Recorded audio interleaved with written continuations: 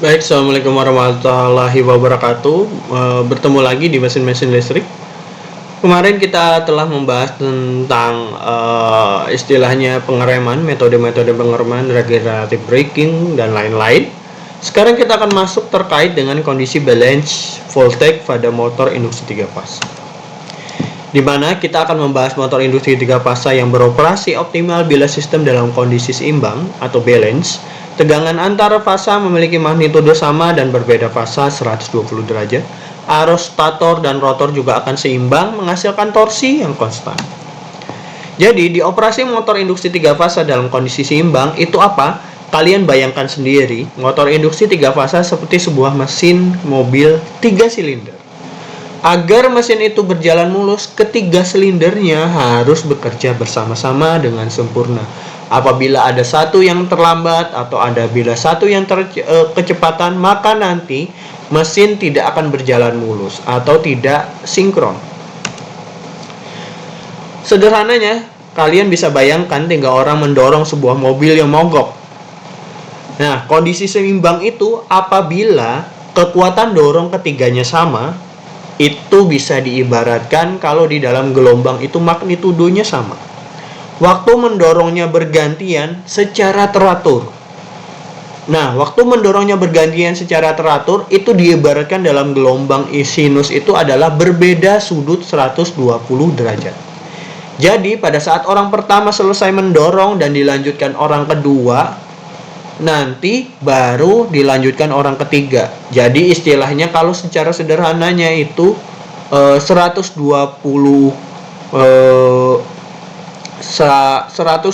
cm orang pertama, 120 cm orang kedua, 120 cm orang ketiga, melanjutkan dari mendorong mobil tersebut.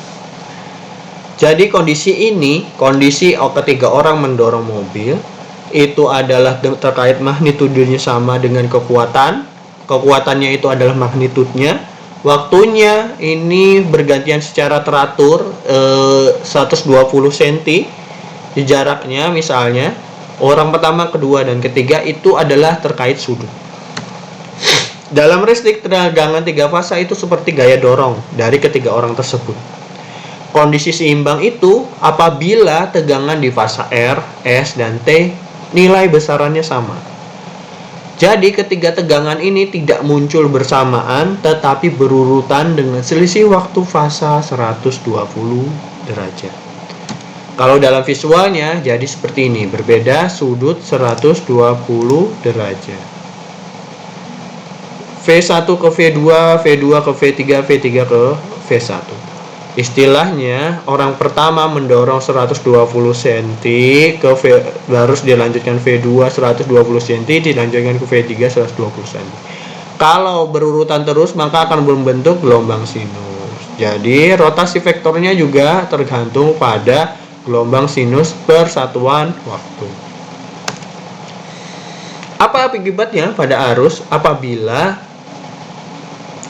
ada gaya dorong tersebut? Jadi jika gaya dorongnya tegangan sudah seimbang, kondisi jalannya atau istilahnya kalau di dalam motor industri ban dan impedansi motornya sama, maka usaha yang dikeluarkan atau nilai arus yang dihasilkan dari ketiga orang itu juga akan sama dan teratur.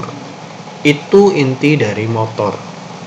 Jadi tegangan seimbang ditambah dengan motor yang sehat, maka arus statornya akan menghasilkan nilai yang seimbang. Arus yang seimbang ini kemudian menghasilkan arus rotor yang juga akan seimbang.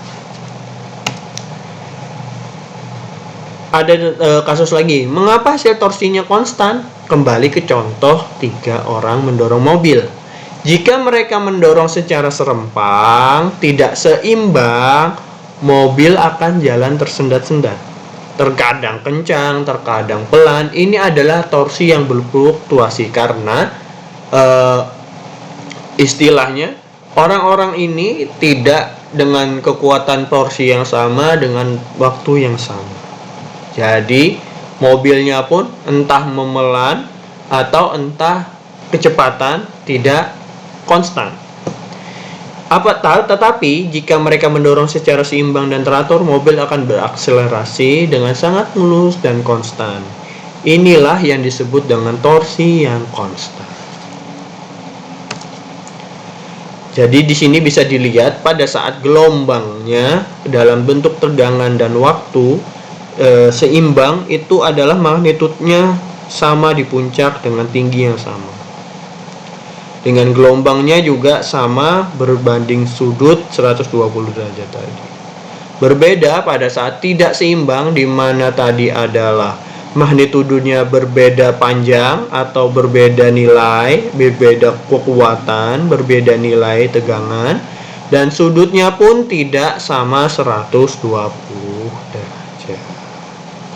Sehingga hasilnya juga akan berfluktuasi.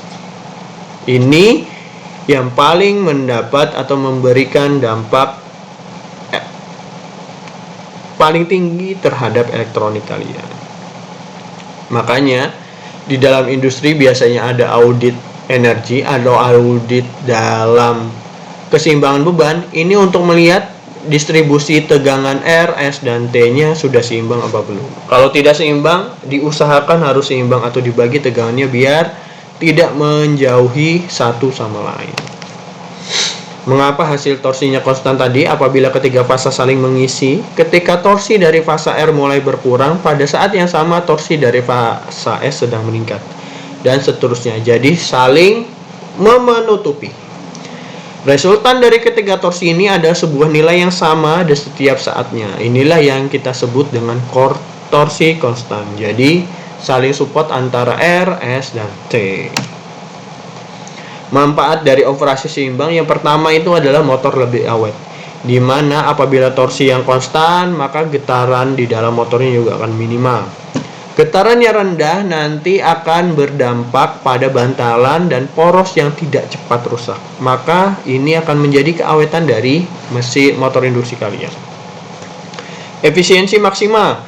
Tidak ada energi yang terbuang untuk melawan getaran atau panas berlebih di satu fasa. Kita tahu kalau tidak seimbang tadi ada tegangan yang naik, maka harusnya juga akan mengikuti. Terus tadi getaran motornya karena ada tadi kecepatan, kelambatan, atau misalnya tidak torsinya naik turun, maka nanti ada getaran yang tidak konstan juga. Sehingga nanti kita tahu kalau semakin tinggi arusnya maka akan semakin panas di saluran kabel tersebut. Kalau melebihi toleransinya maka akan menjadi konsleting atau kebakar di saluran tersebut. Makanya ini tidak disarankan. Dan semua daya di listrik diubah menjadi daya putar mekanik secara optimal. Ini manfaat terkait operasi seimbang. Jadi tidak ada yang terbuang. Yang ketiga, performa sesuai dengan ekspektasi, di mana motor akan memiliki torsi start dan kecepatan yang sesuai dengan tercantum di nameplate. Jadi sesuai dengan spesifikasi, tidak ada kejutan seperti motor yang lemah atau berisik di dalam pengoperasiannya. Tidak overheat. Juga beban listrik dan panas yang terdistribusi merata di ketiga belitan stator sehingga nanti berperan menjadi atau memaksimalkan dari motor tersebut pengkondisian udaranya dan panasnya juga merata, tidak overheat. Jika tidak seimbang, maka nanti akan berdampak pada salah satu fasa akan kepanasan sendiri dan bisa merusak isolasi di dalam motor induksi. Ini nanti akan berdampak pada memperpendek umur motor yang kalian punya. Jadi secara sederhananya, sistem dikatakan seimbang itu adalah sistem seimbang, artinya tegangan tiga fasa besarnya sama dan bekerja secara bergantian teratur berbanding sudut 120 derajat. Yang kedua, sistemnya seimbang ini menghasilkan arus yang seimbang dan pada akhirnya menghasilkan torsi putar, karena kita tahu dari pertemuan sebelumnya juga motor induksi itu menghasilkan putaran rotor. Jadi elektrik ke mekanik. Jadi torsi yang difokuskan di sini. Torsinya konstan inilah menjadi kunci dari operasi motor, yang mana yang halus, efisien, dan tahan lama, tidak berisik, tidak panas, dan lain-lain. Nah, untuk hubungan daya pada sistem daya seimbang, daya per fasanya adalah PF disama dengan tegangan fasa dikali arus fasa dikali cos sudut. Daya totalnya adalah PT sama dengan 3 kali PF atau akar 3 dikali PL dikali arus L dan cos sudut. Cos P. Efisiensinya tinggi karena rugi daya dan akibat arus tak seimbang tidak ada. Karena kita tahu hasilnya tadi seimbang. Dampak pada sistem balance itu nanti hasilnya torsi rata dan halus. Getaran mekanisnya kecil, jadi tidak berisik sekali. Suhu kerjanya stabil, efisiensinya maksimum. Contoh soal di sini, misalnya ada motor induksi 3 fasa dihubungkan ke sumber 400 volt, 50 Hz, faktor daya 0,4 lagging, dan menaikkan arus 10 ampere per fasa. Hitunglah daya total motor jika sistem daya dalam kondisi seimbang. Penyelesaiannya P sama dengan akar 3 VL dikali IL cos P, di mana P 1,732 plus 400 dikali 10 dikali 0,8. Daya totalnya menjadi adalah 5,54 kW. Itu jawaban. Sederhana. Jika motor induksi 3 fasa tersebut dioperasikan dengan tegangan 380 volt dan arus naik menjadi 10,5 ampere, akibatnya ada sedikit penurunan tegangan. Tentukan perubahan daya output dan jelaskan pengaruhnya terhadap performa motor. Jadi misalnya P1 tadi adalah 5,54, P2-nya adalah tegangan ya jadi 380, maka menjadi 10,5 di sini. Jadi 380 dan naik arusnya 10,5, tetap 5,4. Kurang lebih sama, tetapi sedikit berkurang karena efisiensinya menurun. Kesimpulan dari analisis penyelesaian ini adalah penurunan tegangan menyebabkan peningkatan arus. Ini nanti dampaknya menambah rugi-rugi tembaga atau rumusannya adalah E kuadrat R losses dan menurunkan efisiensi motor meskipun daya total hampir sama. Jadi ini berdampak apabila penurunan tegangan. Arusnya bertambah walaupun hasil torsinya sama, tetapi rugi-ruginya meningkat, terus efisiensinya akan berkurang. Ini makanya sangat riskan di motor induksi untuk kalian analisis, kalian telaah dan kalian riset. Nah, di sini terakhir kesimpulan, kondisi seimbang itu adalah tegangannya sama 120, impedasinya sama. Ini adalah merupakan jiwa dari operasi motor induksi 3 fasa. Kalau tidak ada ini, maka bisa dikatakan atau sangat pasti dikatakan motor kalian akan berumur pendek. Kondisi ini menjamin arus stator dan rotor yang seimbang. Arus yang seimbang menghasilkan medan magnet putar yang murni. Medan putar yang murni akhirnya menghasilkan torsi yang konstan yang merupakan kunci operasi yang halus, efisien, dan andal. Di mana keseimbangan tegangan dan arus sangat penting agar motor induksi beroperasi dengan performa optimal. Sistem balancing atau adalah sistem seimbang menghasilkan torsi halus, efisiensi tinggi, dan umur motor lebih panjang. Baik, itu saja terkait dengan sistem yang seimbang. Nanti di pertemuan berikutnya kalian akan belajar tentang sistem tidak seimbang. Oke. Ini saja untuk materi hari ini. Mohon maaf kalau ada salah kata, salah perbuatan. Kita bertemu lagi di pertemuan berikutnya. Assalamualaikum warahmatullahi wabarakatuh.